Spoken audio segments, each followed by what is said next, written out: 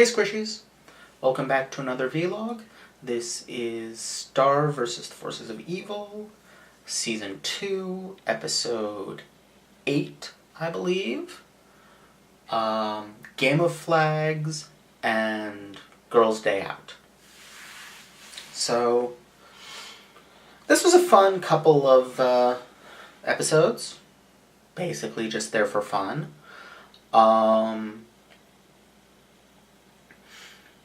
The first one was about that transition from the kids' table to the adult table, which, by the time I was in my teens, my family didn't really do big get-togethers anymore because it had dissolved into factions. So we really didn't have kids' table versus adult table. But I certainly remember being at the kids' table when I was younger. And to be honest, I always liked it better. Because the adults were boring. But at the same time, I don't think we had it after I was 10 or 12, so don't know how I would have felt about it when I was 15. So there's that element, but it's just generally that, teen tension, which has shown up in this show before, of you want to be accepted as a grown-up. You're trying to figure out who you are. You're trying to grow up. You want to be accepted as a grown-up, but you also maybe don't necessarily want to let go of being a kid, which is kind of what, Marcus is representing here.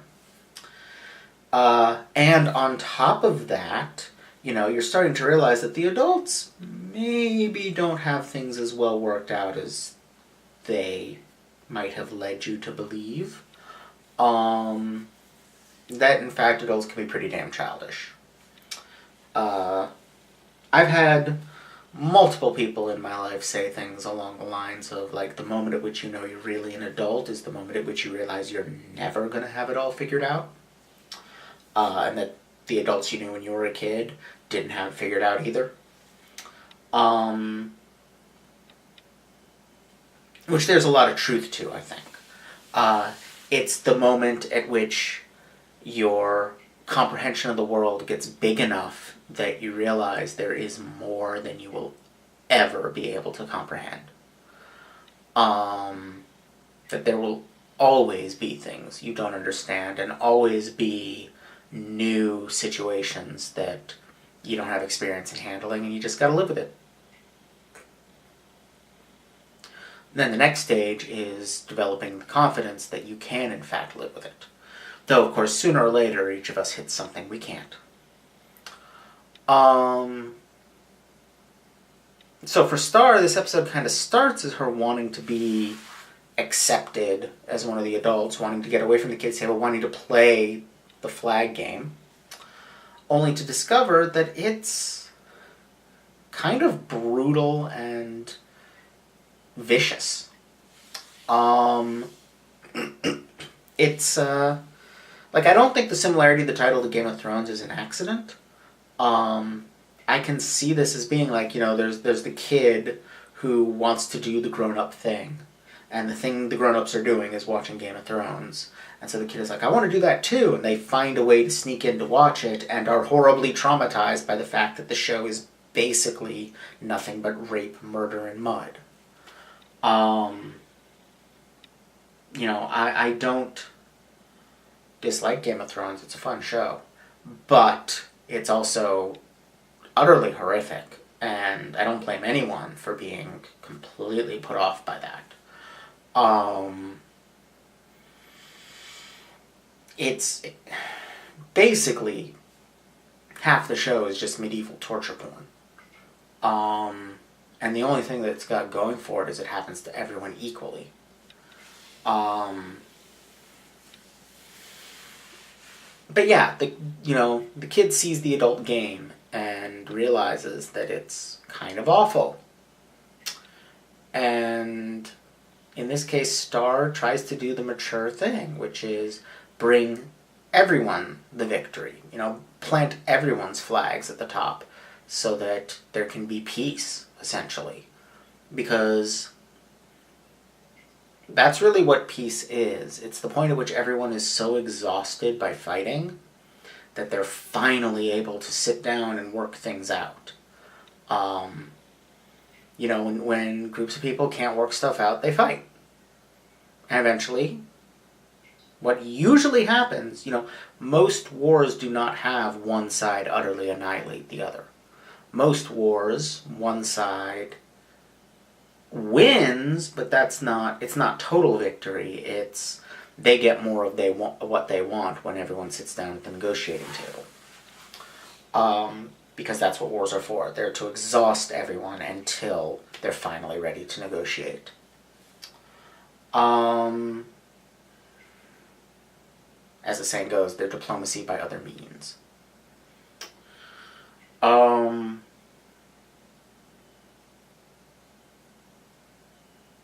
And so that's kind of what Star is trying to do. Her mother's spell at the end is awesome. Like, that whole, multi-limbed, winged thing. I didn't even recognize her mother at first. I thought it was some kind of spirit of the mountain or something that was going to be like, Star Butterfly, you've solved the riddle of this game that your family has never done, etc., etc.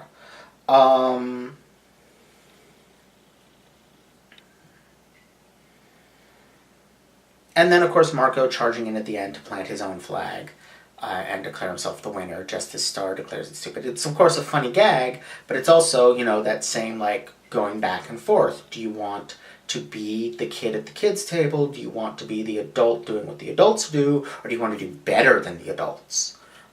Those are kind of the tensions that any teenager feels, and they're getting pulled back and forth by those at all times, so they move between them.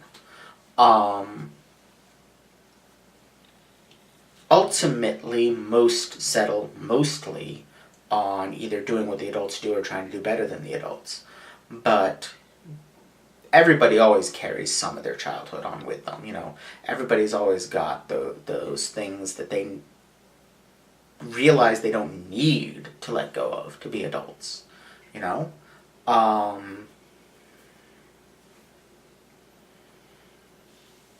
So yeah, that's the first half. The second part, Girls' Day Out. I totally ship Star and that girl whose name I don't know. They're a great team. And I absolutely think that girl whose name I don't know was trying to get Star to stay for reasons beyond just wanting a friend. I think I've commented before, I don't ship much with shows, but that one hit me right between the eyes. That is a ship now. Though honestly it may just be me desperately wanting to avoid any hint of Star and Marco being a thing, because I like them as friends and I want them to stay friends. So, one way to do that is to set them up with someone else.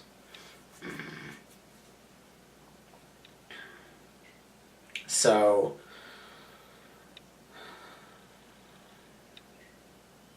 there's not a ton to say about the second half, honestly.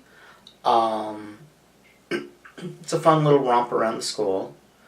I notice that the distinction that used to exist between episodes, in the first season, I talked about this, how there was basically a distinction between episodes set on Earth that were Star encounters strange Earth things that she doesn't quite grok, and episodes set in other dimensions that were Marco encountering strange unearthly things and doesn't quite know how to grok.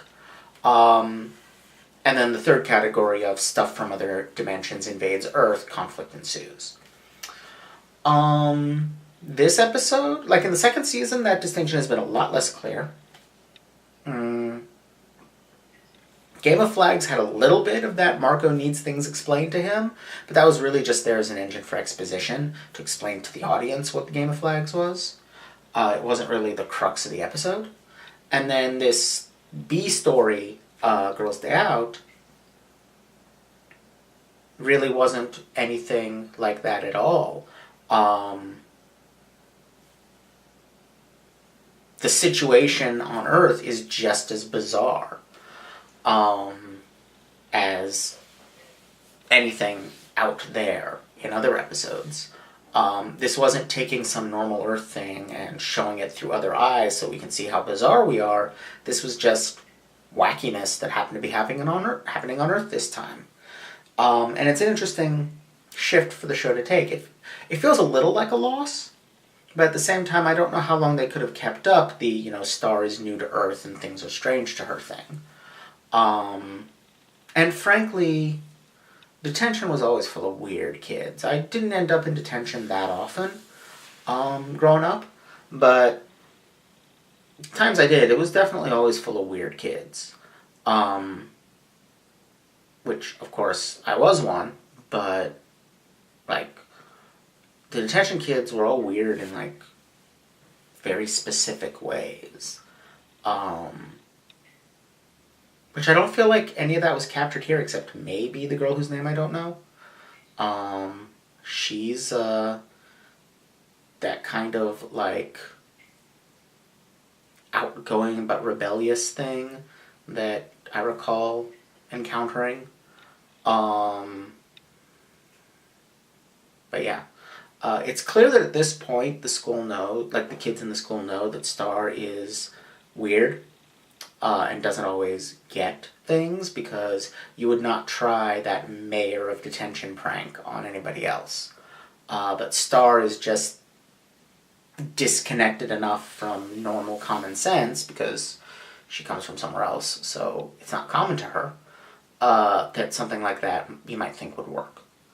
But mostly this is just a cute story about two girls bonding over a shared adventure sneaking around the rules of the school. And it was fun. And I love the porcupine beast chase. But the best gag in both episodes put together was definitely the janitor keeping score of how many kids fall on the freshly washed floor. That was great. I am always here for, the people who tend to be looked down upon, like janitors, garbage people, that kind of thing, kind of getting secret revenge. That's always fun. Anyway, yeah, good couple episodes, not a ton of depth to them, but it's Star versus. There rarely is. But I enjoyed it. I hope you enjoyed this too. Don't forget to like, comment, subscribe. Check out my Patreon, which should be linked from this video. And I'll see you all next time. Bye!